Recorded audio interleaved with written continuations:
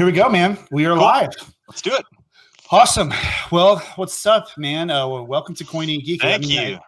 I'm excited to do this particular episode. And yeah, dude, it's been a while since I've done a podcast. I've actually not done a podcast with a guest in a long, long time. And this is your first time coming on to guest with me, correct? Yeah, absolutely. Absolutely. It's a pleasure, brother. Thanks. Yeah, absolutely. So as we're waiting for people to pop in, my name is Elliot. In case you guys don't know, I am the host and runner of Coin and Geek.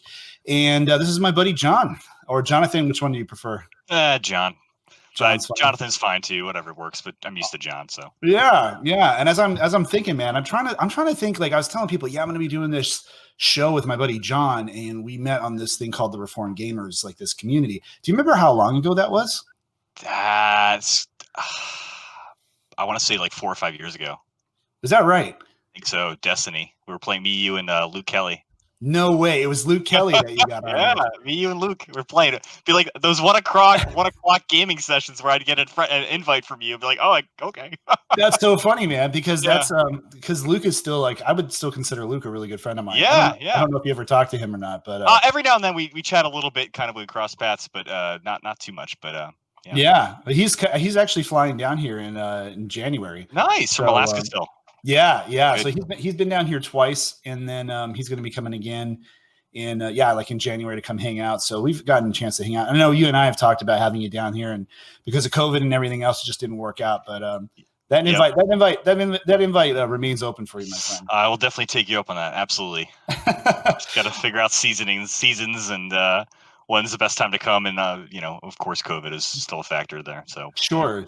Yeah, how's that been for you guys out there? As far as it's been frustrating. I'm in Philly. So if anybody knows that doesn't know, so I'm up here in PA, and PA's been probably one of the more strict places when it comes to the lockdown and quarantine and all that stuff. Yeah. Well, I'm interested in this topic today because we're going to be talking about The Legend of Zelda. Before we dive into that particular topic, I kind of want to just, let our audience get to know you a little bit. Tell us about if you want to say how old you are, you can. You don't have to, but give me a little bit of background. Like, when did you start gaming? What is gaming? Sure. Why are we even talking about this? Yeah, absolutely. So 36. I pretty much lived in PA my whole life. Grew up here right outside of Philly, and been a gamer my whole life. Started with Final Fantasy, actually, watching my brother play Final Fantasy 1 on the Nintendo. Not playing, but just like being in awe of like the giant map that came with it, with the bestiary and all that. Yeah. Anyways, that was like really iconic for me, and so that kind of sparked my love of video games. And I think after that, one of the next games was pretty much Legend of Zelda, the first one, and then A Link to the Past, which was by far one of the most frustrating games I ever played in my life. Because it was that hard, or what? Well, yeah, it's considered one of the basically the black sheep of the franchise in a lot of ways, just because it's a side scroller, and in typical Nintendo fashion, when it came to think it's not exactly the same, but think like Ninja Gaiden. Yeah. Side scroller, how hard that game is. I thought that was Link's. I thought that was Link's Adventure. Isn't Link to the Past? Yeah, Link's Adventure. Sorry, did I say Link to the Past? I meant because that's the SNES one. Link to the Past is the Super Nintendo one, right? That's right. Third, basically the fourth installment of the game in the series. Yeah, exactly. So I meant Link's Awakening, the actual sequel to Legend of Zelda for the Nintendo. The side-scrolling one. That was really Adventure of Link. There it is. Scott Flobian. Adventure of Link. Thank you. Yeah. I know what you're talking about, though. That was a weird game, and I'm sorry. Go ahead, though. To make sure. Yeah, no, you're fine. You're good. Played that game. Hated it because it was really hard, and I didn't have any patience. As I guess I was probably like 14 or so, I think, or something. So moved on from that, but A Link to the Past was really the most iconic game for me growing up. That was really what sparked my love for Zelda. Sure.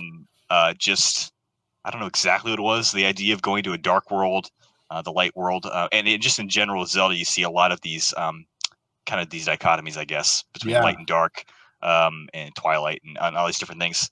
Nintendo loves to kind of pull that and in the game. So in the series, I mean, it's that really sparked my love of it, and here I am, 36, and I still play video games because they're awesome and they're great tools for telling stories and yeah, definitely. So kind of speeding through a few things. So did you always own Nintendo consoles? Have you played all the Zeldas, all the major titles? I've played most of the major titles. I didn't really play Skyward Sword. I didn't have a Wii at the time. And by the time I ended up getting a Wii, I didn't really play much other than like a couple other titles. So Skyward Sword, I really didn't get into much. Oracle of Seasons, Ages, I didn't really get into too much. I'd say the main titles I have, so Wind Waker, Breath of the Wild, of course, and I didn't really get into Twilight Princess too much though. But that's a game that I still need to. It's that's that shelf you have of like backlog games you want to get to that you're probably never going to get to. That you right. I can point this camera to those. Yes. Well, exactly. So Twilight Princess is on that short list for me. I'm missing out, I think, on not playing it. But yeah, I've played the majority of the titles. Okay. So, yeah. But I've generally been a Nintendo guy. Growing up, I was really big. So my dad was a big Mac guy, Apple guy, and I kind of followed suit. And I was also a big Nintendo Power guy, so I had to get Nintendo stuff. So no Sega. Yeah. And then when Sony came out with the PlayStation, I was like, I can't do it. I can't do it. Yeah. I can't. And then Final Fantasy VII, and I I was like, well, I have to get it now, right? So, yeah. Get back to the heart of worship. No, I'm just kidding. Yeah. So then, okay. I mean, I'm keeping an eye on the chat here too, just in case somebody says something. But and Nella Wafer, who is my friend Nella, wants to know: did you play Majora's Mask? So I did play a little bit of Majora's Mask. There was a lull in my life where I didn't really play a lot of Zelda, and that was around when Majora's Mask came out. So like of course, Ocarina of Time was really huge, and then after Ocarina of Time, I don't even know what other games I was playing at the time, but Majora's Mask was something I played a little bit, but didn't really dive too much into. Yeah, so there's another one. That's another major title I haven't played. So you can't really call me an expert. That's what I said. I'm a fanboy who's got too much time on his hands. Well, you're an expert compared to me, because I was excited to do this discussion, and we can talk a little bit about why you wanted to do something like this. But when you mentioned The Legend of Zelda, I was like, yeah, sure, I'm going to be the guy asking the questions, because I've only actually now, as of maybe a month ago, I've only beat 2 Zelda games in my entire life. So I've beaten the original Legend of Zelda on the Nintendo, and I did that through like the classic system that you can buy. So I basically used emulation, and I used a guide. I kind of cheated my way through the whole thing in that regard. And then I beat the one that came out for Game Boy, which was Link's Awakening. That is Link's Awakening, yeah. And I remember having to use a Game Genie for that back in the day, because there was this one item to get. It was like the crossbow, and it cost 900 rupees. And I'm like, where am I going to get 900 rupees? So I used the cheat that let me get, like, for every rupee it was 25 rupees or something like that. So, but that's and then I have Breath of the Wild, and I've struggled to get my way through the Breath of the Wild. So I've been like plodding my way through this, but having this discussion and doing a little bit of research for this actually made me want to go back and play Hopefully it ignites that desire, that passion to play with Zelda. Exactly. Yeah. Exactly. So a couple of really important things to point out, and just in case there's anybody here that is not aware, but both John and I are both Christians. We are both, we can call ourselves Reformed Christians. We believe in the 5 points of Calvinism, and Coin and Geek is a Christian channel. Even though we don't always talk necessarily directly theology, we like to, as it comes up, and I like to do it in this context in relation to video games. So John, you're the admin, one of the admins of a group, and you can tell me what the name of the group is, because I can't. It's sure. Tell us about it, and then tell me just 2 things I really want to know. A little bit about the group, but also as a Christian and as somebody who sometimes we know people, maybe Christians in a particular sphere, look at video games and say this is a waste of your time. Yeah. But here you are, you're the admin of this big, presuppositional group. How do you marry the two, and why do you think this is important to have this discussion? Sure. So, I'm part of an admin of a group called the Reformed Presuppositional Apologetics Group. It's got a little asterisk before the name for a number of reasons, but primarily, the goal of the group is to, basically help people learn and discuss presuppositional apologetics, how to defend your faith. Right. There are different ways to do it. I believe that, and the admins believe of the group, that presuppositional apologetics is the only biblical way to do it consistently. Okay. And a lot of it just revolves around teaching, and I don't directly teach. I'm just a layman, right? Yeah. I never went to seminary or anything like that, but knowing how to discuss your worldview, like what you believe about the world in regards to who God is, who is man, what is evil, all these different questions that we all tend to ask in some existential form or another. Sure. A lot of those questions, it's like, how do we answer those questions from a biblical perspective? Yeah. So for the Reformed presuppositional group, we answer things in a way that adheres to the five solas, like you mentioned. We believe in the reformed approach, a strictly reformed approach, meaning we're confessional. We believe in the confessions of faith, like the Westminster Confession, the London Baptist Confession, Heidelberg, yeah, all those different things. So that's kind of the vein we're looking at when it comes to how we defend our faith. We believe in the final authority of Scripture and everything that we do and say, and everything we say and do is going to be derived from that. And yeah, so that's kind of how the group. That's I guess the purpose of the group. That's what we aim to do. And it's really not so much a debate group as it is kind of like I said, here's this group, how you learn, where you can learn about it and stuff like that. Sure. As for video games, it's kind of funny because I posted in the group earlier and just was like, hey, this is what we're going to be doing, and I'd been posting periodically, kind of leading up to this, explaining that we're going to be doing this discussion, and you always I feel like you're going to always have one of the two Christians who are like, well, that's a cult. That's I thought this is a Christian organization, Christian thing. Like, what, you can't do that? Right. As soon as you announced it today, I saw that. And of course, I have no idea who you are. Yeah, me neither, technically. But of course, it can be really, really frustrating. Sure. And I think a lot of the people who are tuning in, a lot of Christians, especially if you grew up in a Christian home, are aware of what that was like growing up. Maybe Elliot, you're aware too. Growing up is like Dungeons and Dragons are evil. Oh, yeah. Anything fantasy related is bad. It's demonic. Right. It's a gateway to the occult. Sure. And we can look at a lot of that and say there's some truth to that, and say that okay, there's some weird stuff going on there. But the question is, is this something that we should redeem for Christ? Is this something that we can actually not just abandon to the world, but can we actually take this thing that's been abused and disformed by the world and actually take it and use it in a way that brings about the glory of the Lord? Yeah. Through the proclamation of the gospel, through encouraging other believers in the faith, and just just flourishing in that regard. So when it comes to something like video games, that's always going to be a highly contested topic, because our parents in that age was very much an age that said, if it looks evil, just run away from it. Sure. And I think that really had a lot of disastrous effects on how we view the world. And I think it flows a lot from a misguided understanding of what Christ is doing in the world today, not just what he's going to do when he comes back, right? But what he's doing right now and the purpose of Christians right now. Yeah.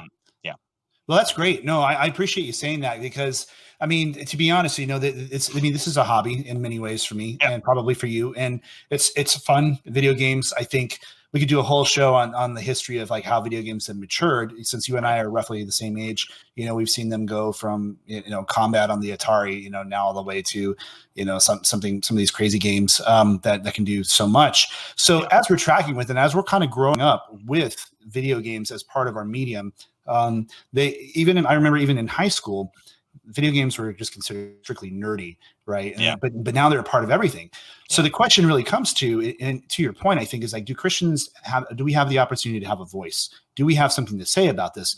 And to examine games, even games like Zelda, who are maybe not necessarily, and maybe you'll disagree with this, but I don't find Zelda to be overtly theological or in offering hey, here's our message, we're shoving this down your throat. But it absolutely is built into the world, and there are a lot of games that do that, where you can't divorce what's being told from the actual what you're experiencing. You can't just say, okay, this just exists in a vacuum. No, there's actually creators behind this. They're telling a story, they're using a framework. So to be able to have this discussion, I think, is really important. And this is just one of, I hope, many discussions. But The Legend of Zelda, that was when we talked about this, because you had spoken to me about this months ago, privately. You had said, hey, I really want to do a show, and maybe even your own podcast, about doing these deep dives into video games and examining the worldview and kind of coming at it from a Christian, presuppositional perspective. So the question now is why Legend of Zelda? I think, initially when I kind of broached the topic to you, I chose Legend of Zelda because number one, it's iconic. Yeah. Everyone loves Zelda. Like you're Yeah. not going to find anyone, whether it be a boomer, no offense, an adult, adults, our parents' generation, they know Legend of Zelda. Like and we're 30, our late 30s, mid 30s. Yeah. We know Zelda. Our kids are getting Zelda. Like Right. this is, and it's I would say compared to a lot of the games, very family friendly, family oriented in that regard. Right. And yet it still has enough depth and meat on it to engage in and to be complex, number one, and to actually have a conversation like this. Because as you said, nothing's in a vacuum, right? Sure. Every in video games are a form of art. So you Yeah. don't just look at a piece of art and say, "Oh, that art just popped into existence," and it's a neutral piece of art that isn't telling a story. Of course, it's telling a story, and whoever created it is going to is putting their blood, sweat, and tears into that, Right. and their beliefs, and Right. whether they know it or not, whether they Sure. realize it or not, or are aware of it, they're actually building a world based on their presuppositions or their underlying beliefs about how they view the world, how they view God, how they view all these different things. Which is why when you come to a game like The Legend of Zelda, it's perfect for it, I think. Okay. So yeah. Yeah. No, not interrupting. I'm just acknowledging. Yeah. So then simply put, what's the worldview for Legend of Zelda? I'm gonna start broad, and I know we got a lot to hit on. So sure. Let's open up that box. Right. So I think one thing to note is the fact that you have to ask the question, okay, where is this game originating? It's a Japanese title, right? Sure. Nintendo's a Japanese company. Most video games are going to be Japanese in nature, or originate from a Japanese company. Nintendo, Sony, Sega, all these different companies are built with a Japanese foundation. And so when they make video games, so if you guys have ever played any JRPG for that matter, or if you guys watch anime or any of these shows, you're going to see a lot of themes in there that you're not necessarily going to see in the West here. So, for example, you see a whole ton in anime and video games and JRPGs of reincarnation in some form or another, reincarnation, resurrection of some kind. That's strictly, and you can look at all that and say, where are they getting that from? Well, Japan as a nation is very much a Buddhist, Shintoist nation. And so you look at it and say, what is the largest worldview? What is the largest religion in Japan? It's the Buddhism, Shintoism religion. It's kind of a mix. So they kind of mix the two together. Shintoism, Buddhism came over from China. So when you look at things, like when you realize that, and you then go into a game like The Legend of Zelda, it starts to make a little bit more sense. You start to understand things a little bit more about what the artist is portraying, whether they realize it or not.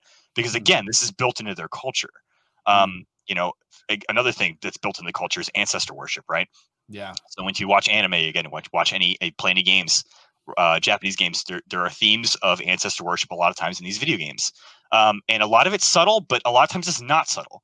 And so I think knowing that going into something like this is so huge.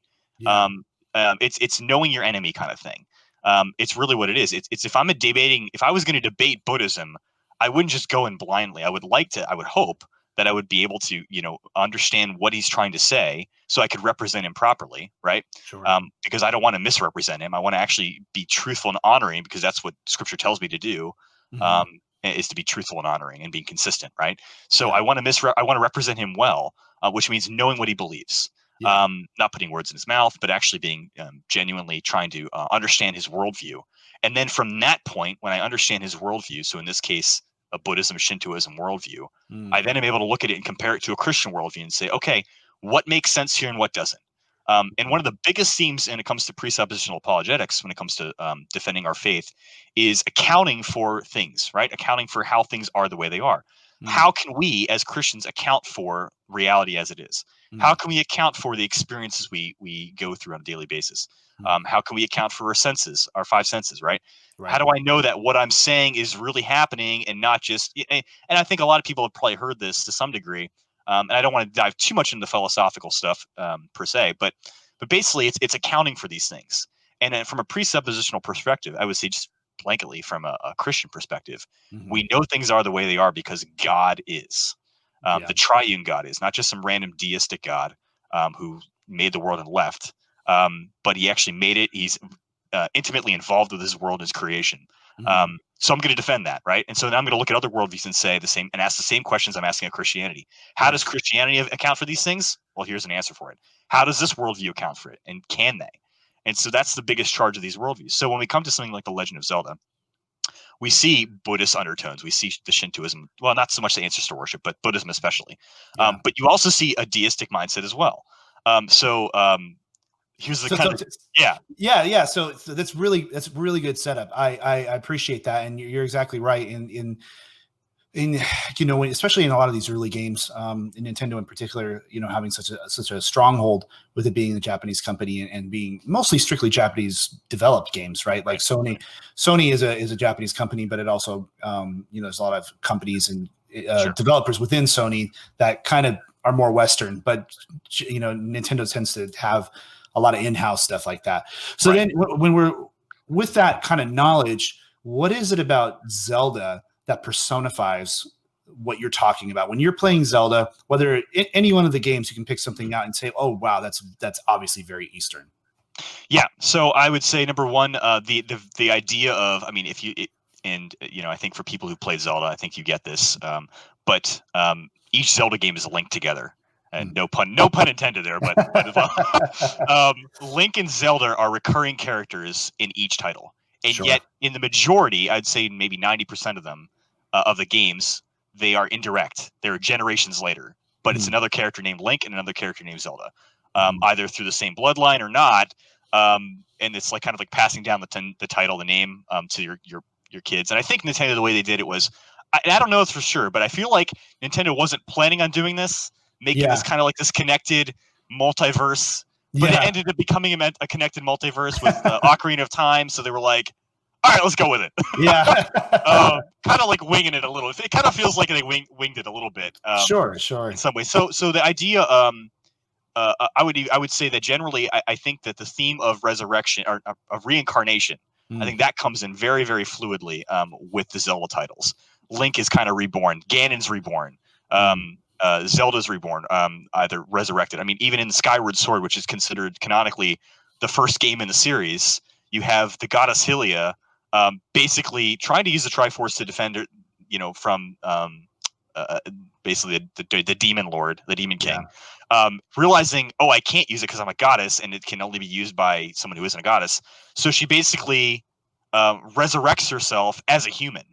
So it's really interesting how this works, because even in the midst of this, you can see Christian undertones too. Yeah, it's really fascinating. Yeah, I do want to kind of back up and let's talk a little bit about the creation account, because that was something in the creation account as according to Zelda, right? Yeah, that's what I mean. So, and you can correct me if I'm wrong, but in a couple of videos that I saw, like before Hyrule existed, there was these three goddesses, right? And they all had the Triforce, and then they created.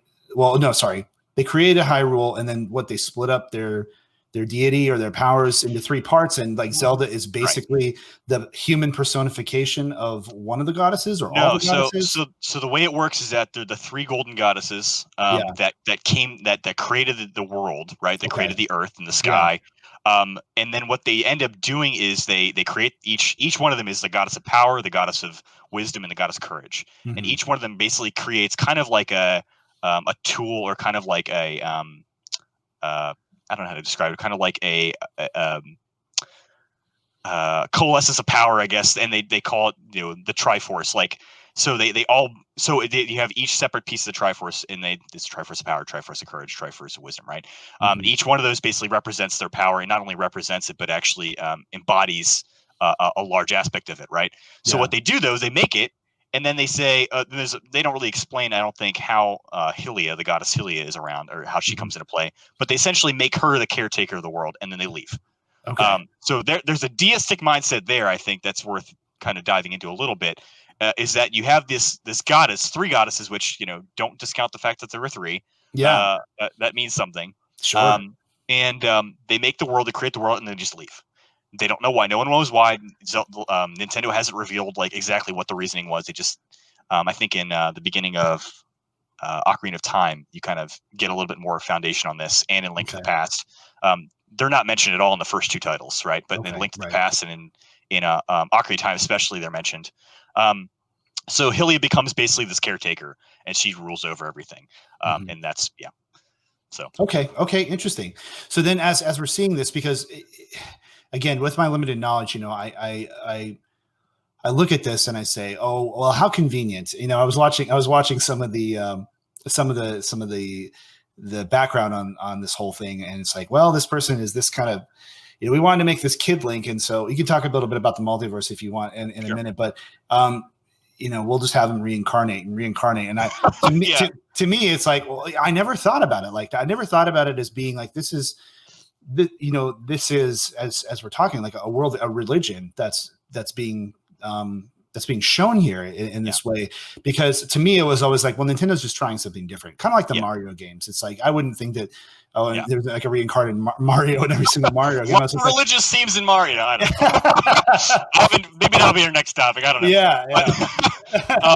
But there is that sense. There is, and not even in a kind of a somewhat silly way, but there is sort of that reincarnation and that kind of theme. I don't know if you ever watched a show called Wolf's Rain. It's an anime that came out years ago. Yes, I loved Wolf's Rain. It was great. Okay, so big time spoilers here if anybody cares. But they go through all that stuff, and then they basically have to start all over at the very end. And you're just like, really? Yeah. But that's a very like persistent view, is that, okay, well, we got to do this all over again. And it's like, it's not so much about the destination as it is about the journey. And it's like, okay, so then are we saying that is something that we're going to see in Zelda like this? Or is this, do you feel like this, like, let me back up. Let me ask you a better question. Do you think Nintendo is doing this mostly out of convenience to serve their game structure, because they want to be able to experiment in different styles of Zelda games? Like they wanted to do the kid chibi, cell shaded version. So they're like, well, this is going to be over here, and we're just going to use this as a plot device. Or do you feel like, no, we're aiming at getting something more, I won't say sinister, but we're aiming to get something across to people and kind of maybe subtly implant these views into people? Well, so I think that if you're asking like, Miyamoto, like some of these creators, I think from a Japanese mindset, they're putting their life into this work. So they're not doing it just from a standpoint of, let's just try something and see what happens. I think that is kind of very much a Western mentality to some degree. Okay. I think that, of course, from a corporate perspective, yes, let's try something different and see what'll catch the eye, and maybe sell and do these things. But I think from just when you read like the interviews with a lot of these developers from either from Final Fantasy or any of these guys, I think what makes them so good and so special and so kind of iconic is the passion they put into their games. You can tell that they love what they do. And now the flip side of that, and I won't dive into this too much, but the flip side of that, of course, is when you put so much passion in that, you end up neglecting other areas of your life, right? So you have a lot of issues in family life. I think an anime especially depicts, it's constant. The depiction of the family is very much the dad's never there. He's always working. The dad's always overseas. He's always, on business trips, and the kid's kind of left to fend for himself, or divorce, or whatever it is, right? Yeah. So I think what that says, though, I say that they do. I mean, if there is kind of a positive out of that, is that, a positive in that sense is that they put a lot of passion in their work. So they are trying to convey themes. I don't think it's necessarily sinister, per se, but again, if I'm approaching this as a Christian, I'm realizing that no one's neutral. That everyone either loves God or hates God. That's what Scripture says. Romans 1 says that everyone knows God, but suppresses the truth and unrighteousness. Yeah. And that all they knew God, they did not glory and give him glory and honor that he deserved, right? They did not acknowledge it. So if that's true, and it is true, right? We know that to be true. Then we have to look and realize that whenever someone who makes a video game is making something, in some sense, they're either there's a sense where there's Imago Dei there, right? There's image of God being portrayed. So we can look at a title like The Legend of Zelda and say, this is a great title. This is a great game. Yeah. But I don't think you can fully divorce the fact that a lot of the people that are making these games aren't believers, right? Sure. And so when they're doing this, they are suppressing things that they know are true. Mm-hmm. And you see that pop up time and time again in games like Zelda and Final Fantasy and whatever. And you see it over and over again. It's undeniable. You see the value of human life, protecting, right? rather than like the idea of a man being masculine and protecting those he loves and cares about is an iconic theme in anime, like in any video games. The idea is, being bold and courageous is something to be revered and something to be cherished, and being cowardly and being weak is something to be kind of shunned and shamed in a sense, right? Yeah. Yeah, no, that's really good, and I want to touch on some of those things you said in this kind of way. To your point, I think it's like, you talked about there's no neutrality. Something that we refer to oftentimes as the myth of neutrality, and that's that everybody can operate from sort of a blank slate, right? And people say, well, I'm doing this and I'm not biased, but everybody's biased. I don't care. The greatest scientist, whatever. Yeah, we're biased. Let's be honest. Yeah, we're biased. Yeah, exactly. And that's okay. Yeah, but acknowledging that, I think, is one of the first steps, right? So, sure. Yeah, and to that point, it's interesting to think about. Okay, well, these games are created, and we're seeing these themes. Well, this is being born out of this culture, out of this presupposition, out of like this is how they feel the way the world works. And even though they're suppressing truth and righteousness, you also still mention some things that are admirable and that are like universal truths, right? Yeah. So then how is that when we're looking through this and we're examining the worldview of that, how do we take those things into account? How do we balance out, okay, let's say we're doing what we're doing now, and how do we take out let's say we're kids, or we're talking to our kids and we're trying to talk them through this is good, this is not so good. How would we approach that with those that are more impressionable? Right. I think the first step is number one, teaching your kids what Scripture says. Yeah. Right. Scripture, and again, as a presuppositional, as a Christian, we believe that the Bible is our final standard and authority in all things. Right. Mm-hmm. So if I'm going to if I don't, and I'm not married, I don't have any kids or anything, but if I had kids and I'm wanting to play video games with them, things that I'm pointing out are going to be things that are, and I'm going to say, okay, this is what this worldview is. Right. Now I'm going to ask questions like, well, how does that add up to what Scripture says? Sure. What is Scripture? Is that true? Right? They just said, it's like that there's three goddesses that create this world. Are there three goddesses? Is that true? No, It's not true. How do you know that's not true? Right? And so we'll diving in, and again, the complexity of that conversation is going to vary depending on the age, I think, to some degree, right? But I do believe that regardless of age, God's truth is God's truth, and it moves where it wills, right? And that doesn't ever comes back vain. It never goes out in vain, never comes back in vain either, right? Yeah. So I think that when we're talking to our kids about this, it's always being aware of the fact that they're absorbing something. What are they absorbing? What are they taking out of that? Sure. So it can be tricky. I think it can be, especially in regards to some of the subject matter. And there's going to be a sense where you have to, as a parent, be discerning and being like, okay, there's some really good qualities in this game, but it's got a lot of stuff that I just don't want my kid seeing. It's got maybe either questionable material or, just language or whatever it is.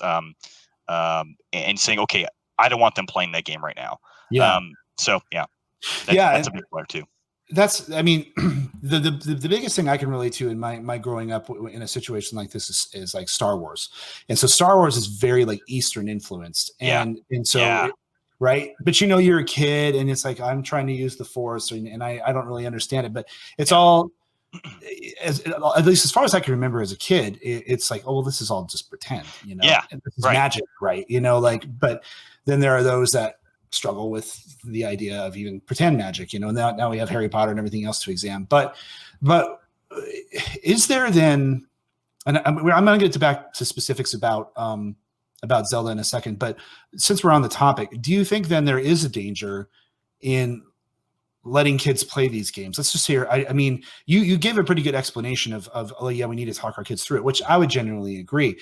But speaking of Zelda in particular, do you have any qualms or any reasons you would say, no, I don't want our kids to play this because of the worldview being presented? Right. No, I wouldn't. But I think like whether it's a video game or any other form of entertainment, I think that's something that has to be asked, and you have to go through that process and figuring out, okay, is this something I want my kid to play or not? Sure. With a game like Zelda, I don't believe so. Again, like you mentioned Star Wars. Like, you watch Star Wars, and even playing a game like Zelda, I never thought to myself that Triforce is real. I want to go. I'm going to go find it. I'm going on an adventure. Yeah. Where's Navi at? I want Navi to come join me on this adventure. My personal fairy my personal fairy assistant. Yeah, she can come join me on this. No, we know it's fake, and yet at the same time, the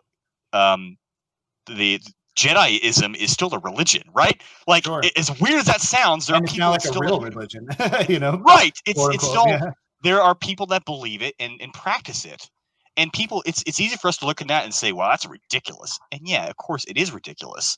From a Christian perspective, it is, right? But it's sure. no more ridiculous than any other religion, any other, like Buddhism, right? It's no more Right. absurd. If we again, I'm saying this not to demean um, per se those who've practiced these things per se, I get but to what you're saying. say, Yeah, yeah, it's illogical. It doesn't fit with the way the world works, and so because it doesn't, it's foolish. mm-hmm. Because what it's doing is it's trying to present the world in a certain way that isn't actually accurate to how it is. Yeah, Now, in a fantasy setting, I don't necessarily think there's anything wrong with saying, "Hey, this is not real. This is fantasy." But what if X happened here and here and here, and you build off a narrative of that, right? But I sure. think, I think there is potentially some dangers there if we're not careful in falling into that trap if we just think it's all pretend and no, who cares? Because Yeah, as we mentioned earlier in the beginning, as I said earlier, um, everything tells a story. Nothing's in a vacuum, so you're right. always being affected by something, whether you realize it or not. Sure. And if we have the mentality that says, "Oh, no big deal, it's whatever, it's just a game, it's just entertainment, it's just a movie," I Yeah, think the trap we fall into is really just a very a deceitful thing sure.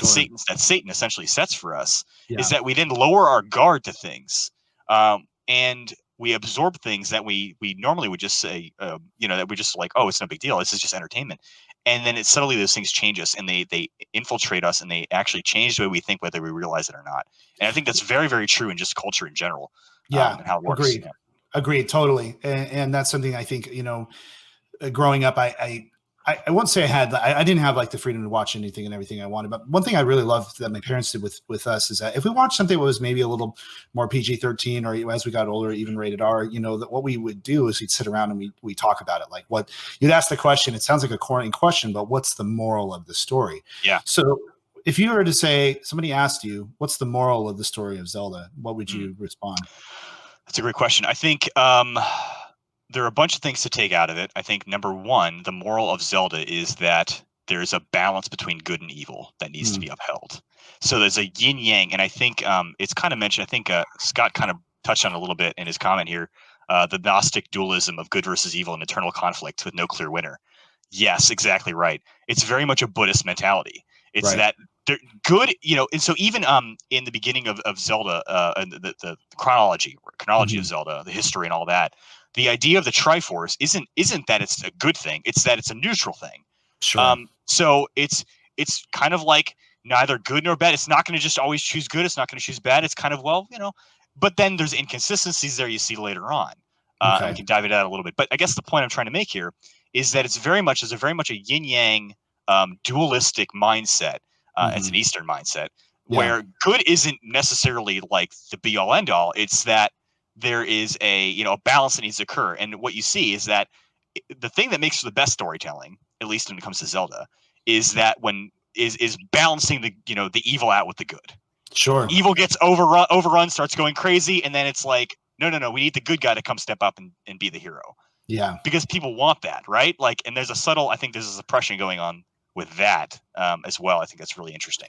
But but it's also interesting because it's never ending. Like, because they've decided to now tie this into this overarching, multiverse theme, everything that we've got going on. I keep saying multiverse. I want you to explain that in a second. Sure. Because I'm throwing that out there without any context. But basically, the overall story of Zelda is one of like, well, I rescue the princess, I defeat Ganondorf, or the like, and we just keep going back and doing that over and over and over again.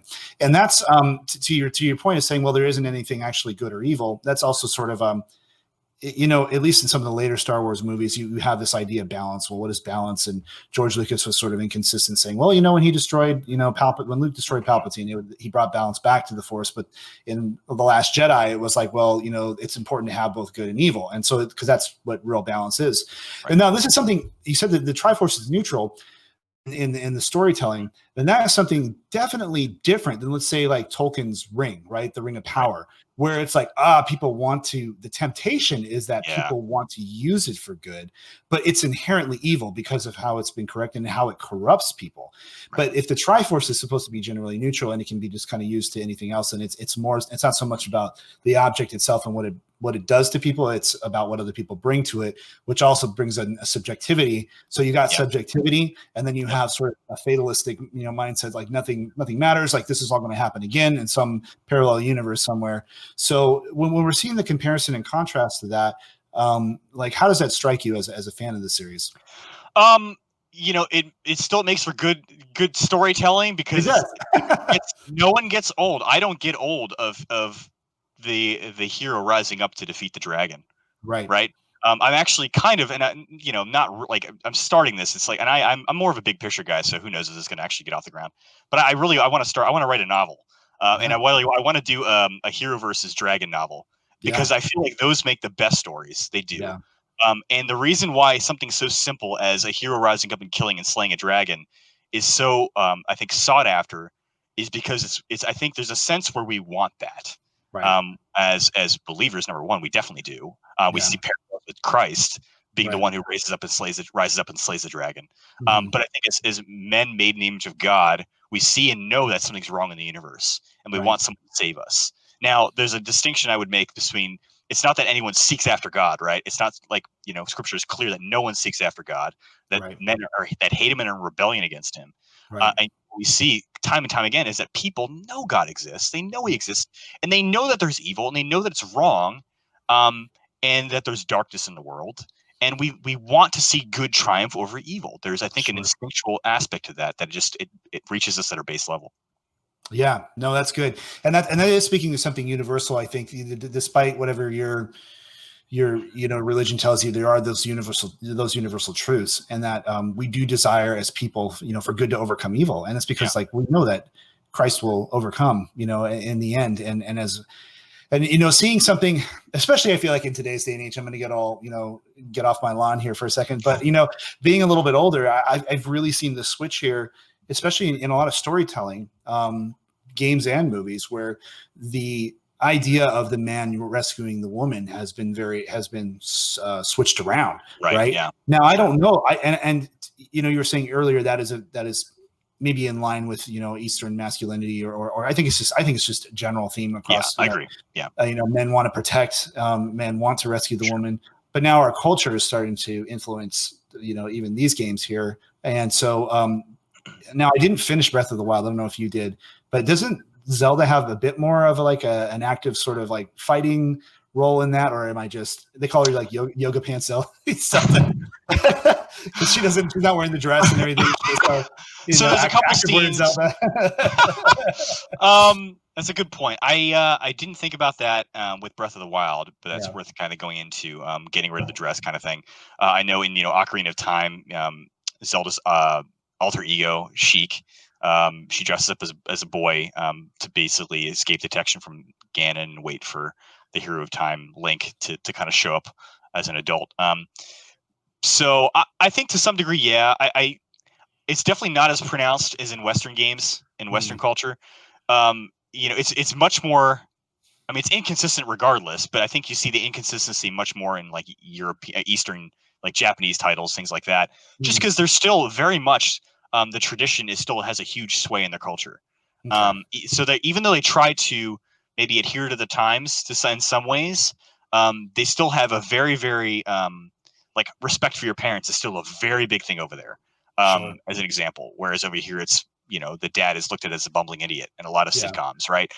He's a jokester, and the mom is the one, or the wife is the one that is the witty one, and she has all the answers, and the dad and the husband is just kind of like the idiot dunce, right?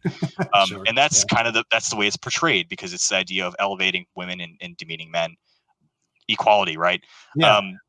Trying to So at any rate, you see that a little. I think you see that less in Japanese culture, but it's still there because I think however you go, whatever you think. I think one of Satan's biggest goals is to subvert the family. And so it's going to be pushed at wherever it is. And I think you're still seeing that pushed in Japanese culture, just from other cultures pushing into them. It's not like, again, they're not a vacuum either. Like they've been influenced by a lot of things, including Christianity. it's something that's subtly there in the first 2 Zelda games as well, that they kind of moved away from in Link to the Past and Ocarina of Time with the goddesses and all that. But there was very distinct Christian undertones there. So yeah, I think it's there. It's just not as pronounced as you see it here yet. Sure. Yeah, we'll talk about that. Let's go back to this. Do you talk about what you alluded to there with there was Christian influences earlier on? I remember like the shield with the cross on it, right? Yeah, right. And talk about how it evolved as far as best you know into the 3 goddesses, and then let's talk a little bit about the multiverse. So if you could take us in that order. Sure. Yeah.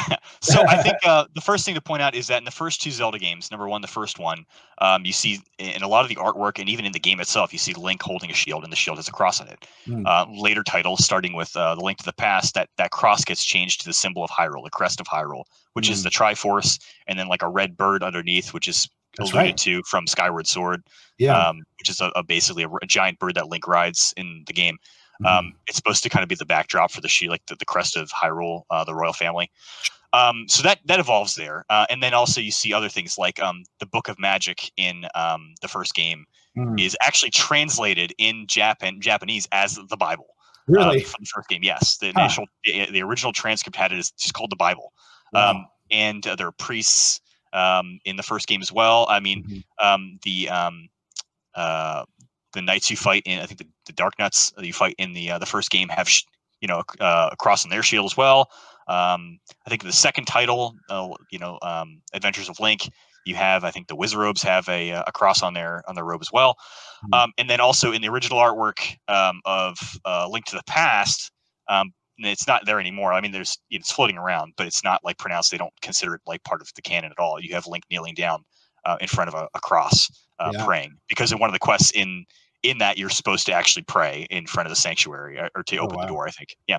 To the shrine. So what ended up happening is that Nintendo of America, here in the US based, right, Nintendo of America, before the games got released, before Link to the Past came over to the States, they're like, it's like kind of trying to not talk about one religion specifically, but because we're a melting pot, let's just kind of have it this broad thing, and then it changed. I don't know exactly all the definite reasons for what if they intended to do that initially, as far as go to the goddesses, switch the goddesses, but you lose all that imagery, right? You start losing that in Ocarina of Time, and even in Link to the Past, it's not as pronounced. Well, and it's just interesting because like the idea of a knight in shining armor, I mean, a knight is typically Western, right? So I could see them, they're like, we're going to pull from our imagery of Western knights, with the Crusades and this kind of, having the cross on the shield and that sort of thing.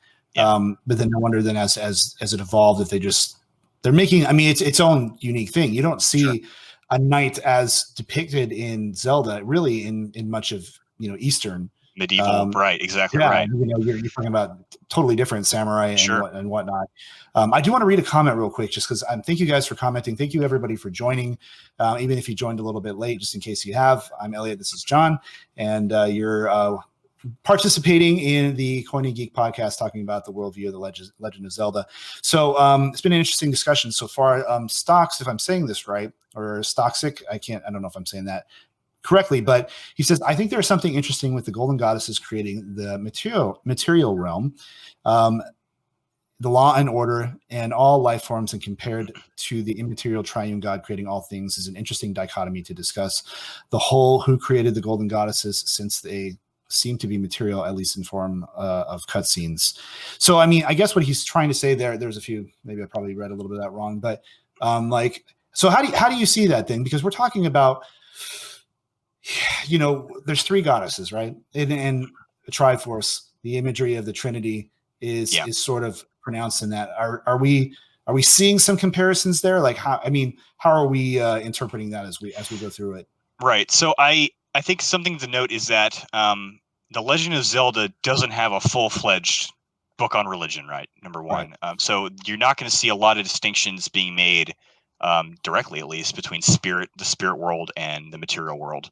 I mean, well, they'll allude to a lot of things, and you go to different worlds and different things like that in the Twilight Realm, or different things like that.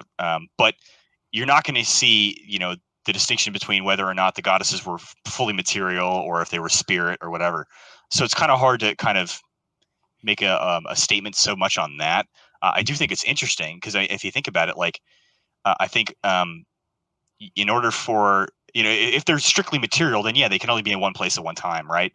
How do they move around? Like they're not. And so actually from a presuppositional standpoint, it's really fascinating to think about because as a Christian, I believe that God is triune. He's spirit, right? So he is not confined to space time. He's transcendent. So he's outside of that. You don't hear anything about them being transcendent. They come to the world, they make it, and they leave. And which is interesting to think about in that sense, just to say like, okay, well, how do we know that they were here to begin with?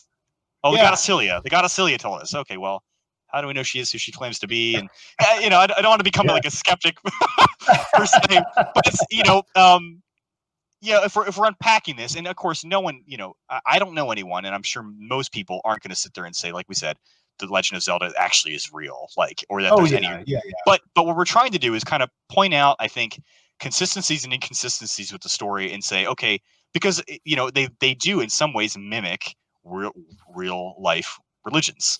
Well, I wonder if that's a sort of a subtle commentary. And I don't know enough about Eastern religion, but if they are of the belief that God, in whatever way that whatever way they interpret it, has just sort of been like, wound up the clock and let it run, and if that's sort of like, well, this is what's happening. This is what you think that's what's going on, and is that part of Eastern religion with that? So I think that leaving it alone and letting people sort of figure it out, and as opposed to Christianity, where like one of the big parts of this is like God interacts with he's interacted with his creation from the beginning of time, right? And not in a Greco-Roman kind of way where the gods are coming down and making demigod babies. We're talking about like the triune God of all creation, who came into this world and died and paid a penalty for sinners, and still interacts with us today through the Holy Spirit, and has left. Well, you just said it yourself. There's no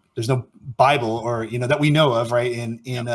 In Zelda. So is this sort of a subtle way for them to say that, well, this is what we believe is really going on. We believe that there's some force out there that just when we believe in God, and they just sort of wound up the clock and let it run.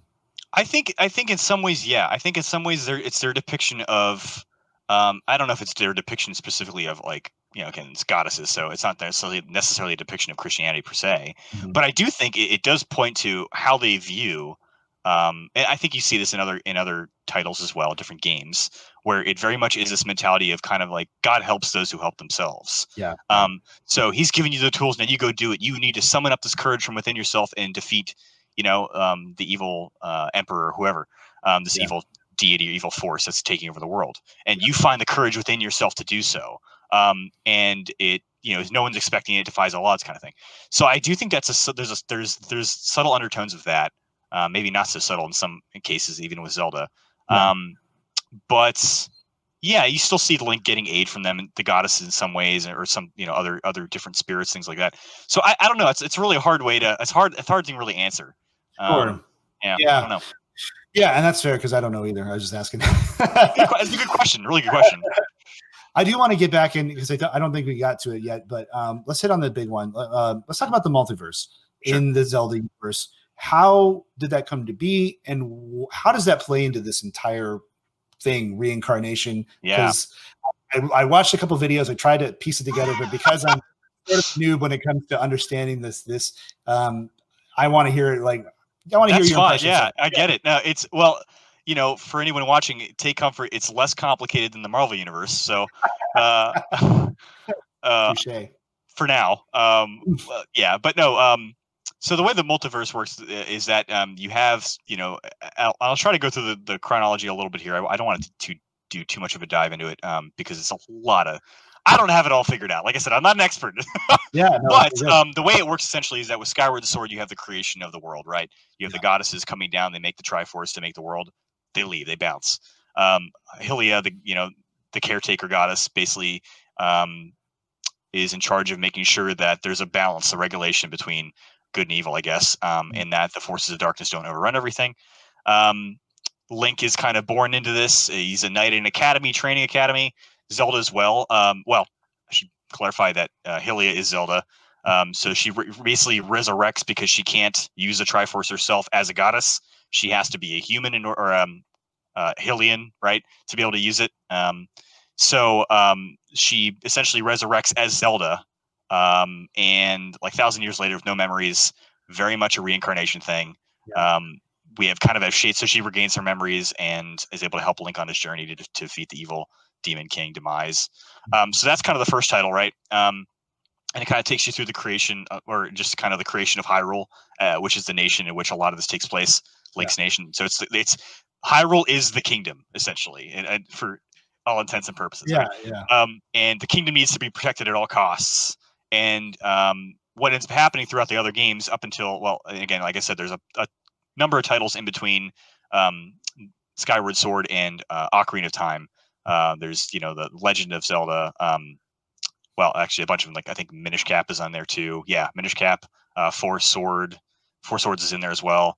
Like some more obscure titles that aren't as big or still part of the chronology. So leading up to Ocarina of Time, and when Ocarina of Time happens, that's when you get the multiverse start.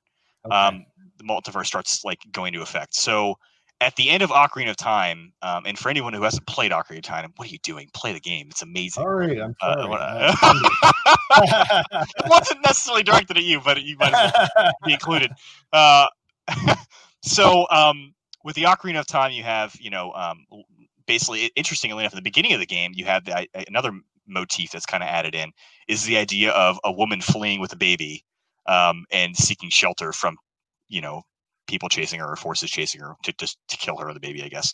And she basically ends up dying, but leaving the baby in the care of the Great Deku Tree, which is a wise old sage tree that in his care in his forest, right? So Link is now growing up as this boy, and throughout the series of Zelda, there's this idea of a chosen one being born, prophecy foretelling of a chosen one to come and save the world in their deepest, darkest need.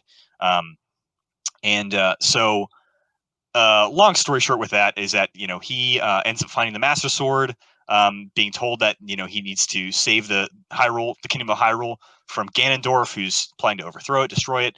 And in order to do that, he needs to wield the Master Sword. The problem is he's a kid, and so what ends up happening is that he gets put in a deep sleep for 7 years. So the whole story of Ocarina of Time takes place over a 7-year span, basically, where he goes from being a boy to being a man, where he can wield the Master Sword. And then throughout the game, you're constantly going back and forth, right, between being a boy and a man, so you can do different puzzles and things like that, unlock certain things. So there's a lot of time travel involved. At the end, essentially, what you do is you defeat Ganon in one timeline. You defeat Ganon, which then you have one timeline. And then what Nintendo ended up doing is they basically tied all the preceding Zelda games, like A Link to the Past, Link's Awakening, and The Adventure of Link and the original Legend of Zelda game, tying that into the other timeline, which is what if Ganon wins? Yeah. Right. What if Link doesn't win? Because in every story, leading up to Ocarina of Time, it's like Ganon wins. Ganon always loses, and good triumphs over evil. And then they decided to throw a little plot twist in after the fact. I don't know if you just see. I can't remember if you even noticed this in the game. I think it's kind of added later on, just from canon and lore. Is that you have this multiverse split where Ganon wins, Link loses. And so you have a series of games going down that road. And it's actually a lot less complicated on that timeline than the other ones. So in that timeline where Link loses, you have I think you have Link's Awakening, I believe. I could be wrong there, but a Link to the Past is on there. So the idea is Ganon wins. He gets the Triforce of Courage. He gets the Triforce of Power. He gets the Triforce of Wisdom. He gets to use it. And so the biggest thing with the Triforce is that whoever wields it gets to make a wish. And whatever they wish comes true, essentially. So Ganon basically wishes to be a demon king, and he does, and he gets his own kingdom, and it becomes so the. And I'm kind of jumping around here, so I apologize for people watching. It can be confusing, but I'm trying to highlight things that are actually, if you think about, should maybe, especially if you're Christian, you should be like, huh, that's interesting. That sounds very familiar. So even in Skyward Sword, there's this idea of the sacred realm. The sacred realm is essentially like the bountiful place, like the kingdom, right? Where everyone lives and everyone, like, it's the good realm. And what ends up happening in A Link to the Past is Ganon turns the Sacred Realm into the Dark World because he got the wish. So he gets to corrupt it and turn it into this realm of darkness.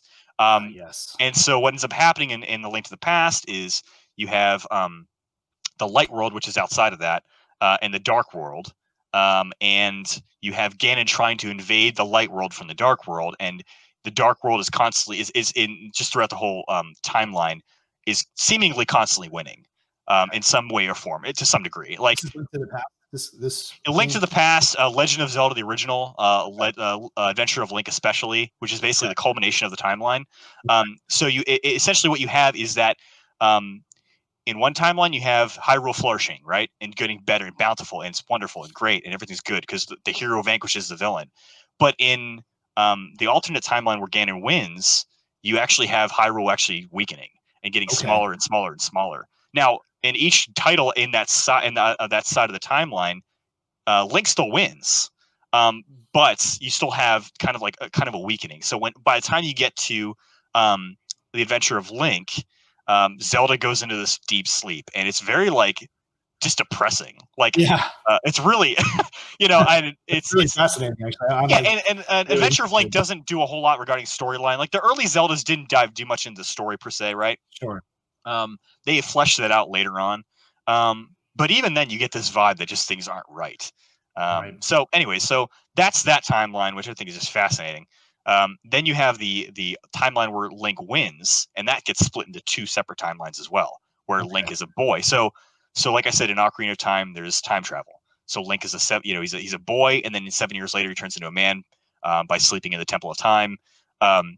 What ends up happening at the end of Ocarina of Time is that Zelda basically transports him back as a boy, so he gets his 7 years back with the charge. With the charge, though, to basically stop Ganon's plans from coming to fruition. So, kind of the four, I guess the beginning of Ocarina of Time has Ganondorf kind of being this leader of a gang of thieves, basically, and he's just kind of like this. There's it's like a threat, a potential threat. But he's got a whole bunch of machinations going on, a whole bunch of schemes going on that no one's really aware of, especially the King of Hyrule. The only one that's aware of that is Zelda. And so what ends up happening is he ends up deceiving the King of Hyrule and just plunging the land into darkness, right? So 7 years later, when you wake back up, it's under his control and under his influence, right? Yeah. So what Zelda tries to do is send you back so you can stop that from ever happening. So this is where the split happens, because in one timeline you have Link as an adult, and another timeline you have Link as a kid. So as a kid, you have him doing two things. You I think no matter what, he ends up getting transported back as a kid. But I think the distinction is that in the one timeline he actually fulfills his purpose, and the other in the other timeline he doesn't. So in one, for example, Wind Waker, the timeline. So what ends up happening in Wind Waker, behind the scenes, is that the goddess Hylia floods the whole land to stop Ganon from basically spreading his influence. Yeah. Which is why the whole place takes place underwater, and you're trying to find a new place to land, a new place to live, and to settle and all that stuff. So there's that, and then there's the other side of that where you do fulfill your purpose, and I think that's seen in Twilight Princess actually. I could be wrong there, but I'm pretty sure it is, where even actually there's a connection there where I believe it's the spirit of one of the old heroes, one of the old Links, who dies kind of just unfulfilled. I think that might be after Phantom Hourglass, maybe. I don't know exactly. I never played Phantom Hourglass, so again, all this, you're doing a great job. This is a lot to juggle. It is. I mean, they made whole videos of this, but you're doing a good job. And I have to point out, Adam Minga says that some of the Zelda games are that's a great point. I had that exact thought today when I was actually thinking about that. I was like, well, there's some post mill here, but not a lot. So it was just somebody over there in Nintendo. They couldn't figure out which eschatology was right, so they're just like, we're gonna make them all. maybe they like the eschatology idea. So that's awesome. That's a great point, 100%. So anyways, you have that kind of like directly impacting the Twilight Princess, and they're just amazing to see all the connections. Yeah. But again, for the most part, all these games take place over different generations. So while, except for maybe a few, so for example, the game A Link Between Worlds, which came out I think maybe maybe 5 years ago, 6 years ago, 2013 maybe. Yeah, I can't remember. That sounds right. I think 2013. That's actually an indirect sequel to A Link to the Past. Oh. So it still takes place generations later, but it's basically the same themes being played out in A Link to the Past. You see kind of played out to some degree in A Link Between Worlds. And one other thing to note I thought was really interesting is that you never trust a sorcerer and never trust a wizard in Legend of Zelda. The sorcerer is always that scheming guy who's behind the scenes he's either in league with Ganon or he's trying to pull a fast one on everyone. That's another common theme throughout Zelda. Okay. Yeah. So never trust the sorcerer. I got it. Never trust a wizard. Yeah. Yep. Well, and one of the videos I watched, they said that the Breath of the Wild actually is like part of all the timelines. It takes place like 10,000 years after. Yeah, it's like Nintendo's just the official word from Nintendo is like, well, it's like okay, which timeline is it? Is it the timeline where Link wins or Link loses and Ganon wins, or is it the timeline where he's a kid or he's or he's an adult? And they're like, yes. Yeah. Yes. So figure it out yourself. They don't want to give an official. They want to kind of say because it generally can fit into any timeline, the way it's set up. But people basically, I think from a couple of guys I've read about it say they think it takes place in Wind Waker's timeline. That it makes more sense there. And I can't remember exactly their reasoning. Let me see. While you're looking that up, they don't really tell you, do they, when you're playing these games? It's like, well, is it pretty easy to figure out what timeline you're in? Is that not necessarily? No. Okay. And that's the thing with Zelda, and this is why a lot of the canon is very much kind of like it's really cool and really complex, but there's also a sense where you're kind of like, this kind of just got thrown together a little, didn't it? Sure. Because I think that they want to leave it open-ended for future installments, and they even say that in like they have a bunch of compendiums out, right? So they have Hyrule Historia, they have a Hyrule Encyclopedia that talks a lot about this stuff and dives into the artwork, dives into just the story and the chronology and all that. And they said they basically wanted to make it so that there's a little bit of open-endedness to it, and to let people figure it out and to kind of think, and they want to leave something to imagination too. Yeah, so, it is a fantasy at the end of the day, I guess. Right, and they don't want to put everything set in stone because maybe on later down the road they want to change something or like add another character. I mean, like they're making Breath of the Wild 2 right now, right? So who knows what that's going to clear up or make even more confusing. Sure, it might give us more idea of where Breath of the Wild fits into the timeline. But it seems like as of right now they're being a little bit non-committal about it. So okay, I do want to point out a couple things. Again, I'm sorry, I know I'm probably not saying. No, you're fine. Stoxic or Stocks. He's made a couple interesting comments on here. I want to read two of them in particular. Where he says another interesting Christian connection is that there are a number of giant whale fishes who are quasi deity, divine but not immortal, who are called leviathans. One of them, in the Ocarina of Time, you actually get swallowed and are in the belly of a fish whale, Lord Jabu Jabu. Lord Jabu Jabu. You're right. That's a good point. That's a great connection. I completely forgot about that. Yeah, so it's interesting that they're still pulling from some Judeo-Christian stories. Yep. And then speaking of Wind Waker, there's evolution assumed and taught as the Zoras evolve into Rito, which itself doesn't make sense since Zoras are fish people in a water world, whereas the Rito are bird people. So there's an inconsistency there with regards to evolution. So, I mean, when you're thinking about stuff like that, it's like, well, I mean, are they making a statement about evolution, or are they just kind of doing their own? I think they're just kind of adding stuff in there. Again, you're gonna see influences from all over the place. You're gonna see some Christian influences, sure, and you're gonna see some prevailing cultural influences too, which is the evolution thing. Yeah. And I think in a lot of ways they want to not directly push a certain agenda, it seems, but also kind of say, let's just add this in and whatever. So there's a sense, like I said earlier on, where sure there's intention. There definitely is. Like they're not just doing things for the heck of doing it. Yeah. But who knows? So let's think about this this way. How are we to look at this as Christians? And I don't just mean like how are we going to teach our kids, but for you processing through all this, what was the experience like, kind of revisiting some of these things and thinking through this and again, kind of getting back to the point, why are we doing this now? This is a good exercise. I think anytime you examine whether it's any kind of art, whether it's a book or a movie, it's good to have discussion about it, and just for the sake of knowing it. But then what can we glean from this as Christians, and how does that help us to understand our friends that actually do think this way, and how does it help us to speak to the gaming community that we want to be a part of? Yeah, that's a great question. I'm really glad you asked that, because I think that's the primary reason for why we're doing this. Right. And it really is. I mean, I love talking about this, and I of course want to fellowship with other like-minded Christians and talk about this stuff too. It's a huge passion. Yeah. But there's also an aspect where the gaming community is very much an unreached community when it comes to the gospel. And a lot of it is because people don't know how to interact with them, and people are not willing to go to the field to actually do so. And the field, and people might not like to hear this, but in a lot of ways, the field is Discord. The field is Twitch. The field is streaming. And it doesn't mean we should neglect, or that it somehow supersedes face-to-face interaction. It doesn't, right? That's always going to be the best means, the best medium, I think, to interact with people, and it should be. But there are generations of kids being raised up with Twitch, and being raised up with YouTube, and being raised up with all these different media outlets. And that's what they know. Chatting is what they do. Right. And so as Christians, we can either abandon that, or we can take it.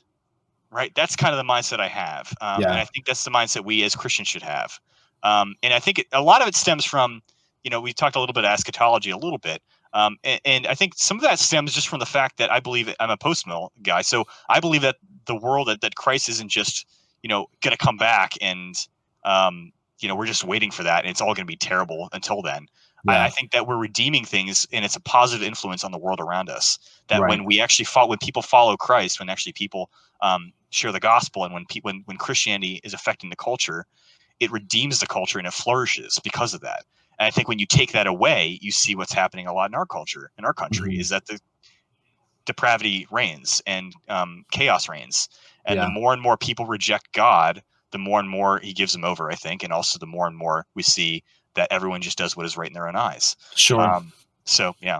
Yeah. And to piggyback on that a little bit, I think there is an aspect of this. You hit it right on the head. And thankfully, we both know people. We know groups like the Reformed Gamers and others that are doing their best to be a part of the conversation. And I think so long as we're allowed to be a part of the conversation, because who knows, before they start, we're all going to make our way over to Parler or something like that at some point, or the Christian Twitch. But to this point, in all seriousness, we have to be a part of this conversation. We have to be able to talk about these things. I don't care like how childish they sound to the uninitiated or whatever. Like, in my opinion, this is getting a little bit on the soapbox, but in my opinion, Christians, especially growing up, spent a lot of time, like my generation spent so much time just like, I want to separate from the world, that you kind of just let the world go in many ways. It's like our movies, our books, our artwork, right, which used to be a reflection upon people who believed in a God and used to be always the top tier. And now it's like, it's like a bargain bin stuff that you pick up, the latest Kirk Cameron, the Pureflix, all those other things. We are seeing some people, and we're seeing, and I think our generation has to start this. We have to be the ones to be able to say no. We have to engage in this conversation. We have to be able to examine these things, and if anything, for our own edification, but also to be able just to say like, everything comes from a worldview. Everything presents some type of a theology in some sense or another, whether they intend to or not. And especially in today's day and age, where we get so many other indie games where they are very like message driven. We need to be prepared to have those conversations, because as you said, we are living in a time where our kids and people are interacting this way more than ever. And I would hate for anybody to come up and actually believe that, hey, well, Zelda's really a cool story, and to be able to distinguish like what's fantasy, what's true, and what's not true. Even a show like, I love the show Avatar: The Last Airbender. But it's so incredibly Eastern, and sometimes I get a little like, sometimes it makes me a little uneasy. I'm like, there's this whole episode about him unlocking his chakras, and I'm like, I know exactly, I know exactly what that is. And but it's a brilliant show, and so Christians need to be able to talk to those things, and we also need to be producing our own ideas. We need to get more Christians creating content. We need to get Christian game developers, Christian, making good movies. And if we can get into that space where Christians are starting to make content that maybe someday, hopefully someday, somebody will be analyzing, some Christian game that was made and say, well, yeah, what about these worldview things? Was it overt? Was it, what's actually being said there? Right. And, but then could still enjoy it, because good art and good creations reflect who our God is, because everything good is created, Amen. brings glory to his name. So whether they intend to or not, God uses that for good. So that's my little soapbox for a second. Yeah, no, dude, it's so true. I think, I think number one, it's I think we talk about this stuff, and it's also like, it's really good as just a gateway into having conversations with people in the gaming community, and saying, I love Zelda. What do you love about Zelda? And you talk about it and say, hey, did you know this? Like, I didn't realize this either, but then see, this is interesting. There's some guys that I game with on a regular basis, and we just started. I got back into WoW, so don't hate me too much. No. I got people right there. That's what they do 90% of the time. I swore I'd never get back in MMOs, and I just got back into it. But we, a buddy of mine was playing, and he was soloing some quests or whatever, and a random guy just started helping him out, and they started talking, and basically the guy joined our Discord, and he plays games with us now, and he's not a Christian, and he clearly isn't a Christian, right? But we're looking at that and saying, let's use this as an opportunity to, number one, love this guy and share the gospel with him, and also just it's an opportunity to just redeem the situation, right? Like, if we didn't play that game, and I've had a number of situations like this in other games too, where I've shared the gospel with people, and I'm not like this expert in it. There are plenty of times where I get cold feet too, I'm like, oh no, I should have said something I didn't. But there are plenty of situations I've had too in the past where, if it wasn't for the fact that I had this group of gaming guys that I gamed with that were Christians, and was in this guild that had Discord with unbelievers, that I got a chance to share the gospel with these guys, like, I would never have had that opportunity. So when someone sits there and says something like, that seems like a waste of time to play video games, I'm just like, you don't even know what you're talking about.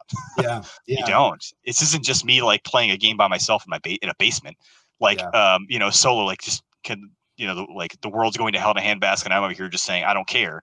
And of course, there's a danger of that, right? With any passion you have, there's a danger of letting that become an overriding thing, and letting that be an idol.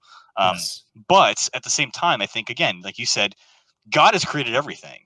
Right. And so the question we have to ask ourselves, is this something that we can use to glorify God? Is this something that is redeemable? That's really what it comes down to. There are things that are not redeemable that we can look at and say, no, that this is clearly just an actual evil thing.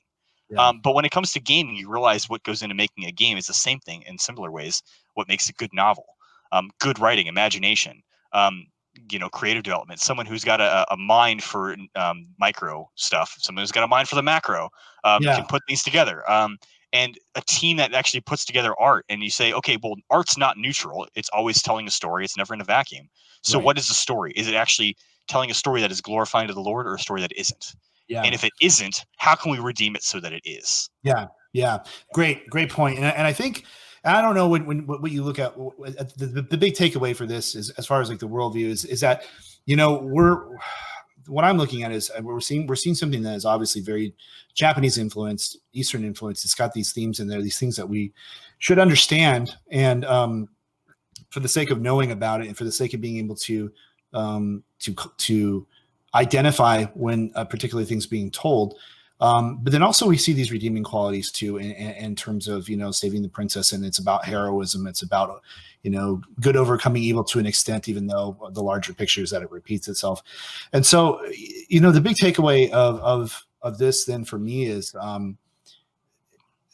wanting to continue to do this more, and continuing to have these discussions, and continuing to want to dive in and have more in-depth looks at these games. And so I don't know about for you, John, just kind of what you had a mission when we first talked, and this sort of vision for, you said you're a big picture guy, and maybe a bit of a dreamer in the same way I am in that sense. And so at the end of the day, what would this look like for you? Like what kind of your aspirations as far as how you see yourself fitting into this sphere in the way that you just talked? I think for me, there's a sense where I used to want to be a streamer. My personality, I'm very subdued, and there are streamers that are very subdued, but there's also a sense where you have to be ready to put on a show in some ways. to be if you're going to be a successful streamer. And some guys aren't and they just use their skill in video games that propels them.